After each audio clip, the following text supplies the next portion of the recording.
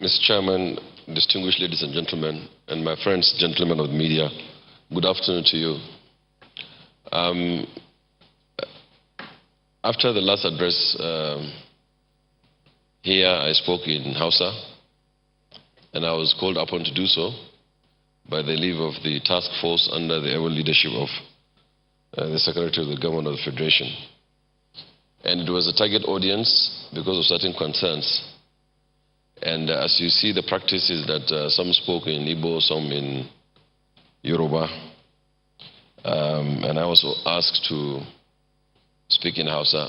And mine caused some ripples. And there are some effects after that. So just to try to put it in perspective on what happened that day, to explain, there's quite a few things. One, there was reports reaching us that some people think that if they bath with salt or they grind into powder duam palm, which is called goriba in Hausa, when they grind it into powder and drink it, it will suffice and it will cure them from coronavirus. And I've been asked to explain why that is false. And I said it's pure science and technology. And science is factual, and that they should please kindly take to the advice by health experts. That is staying safe. And the thing about contagious disease, as explained by experts, is if I have it, may God forbid, I will infect the next guy and the next guy. And the only way that we can all stay safe is by following those protocols established by health experts.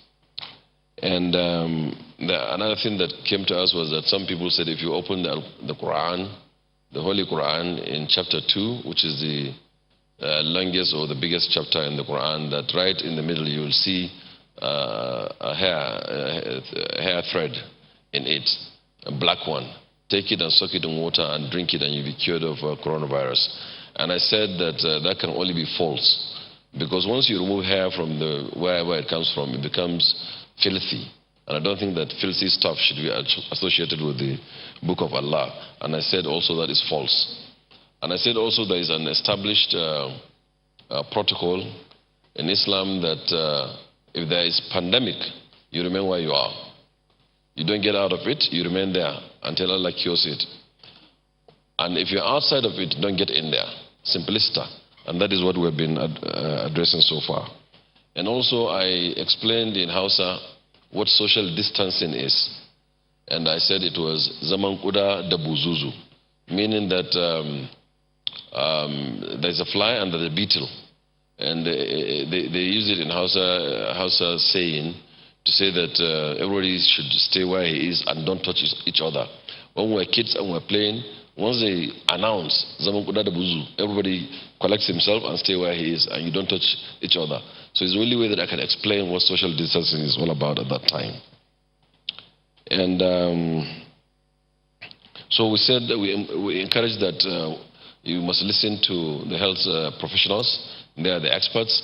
They know how to advise us best. And once we listen, we will stay all safe.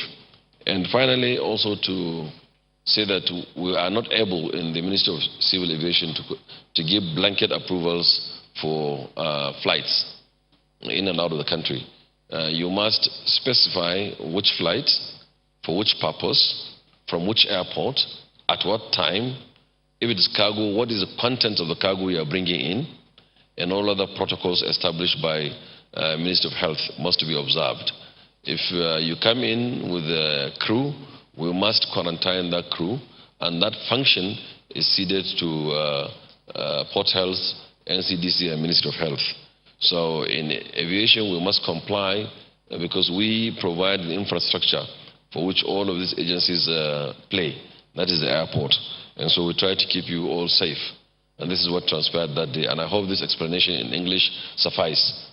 Even though distinguished Senator, my brother, Shola Ade, did a good job.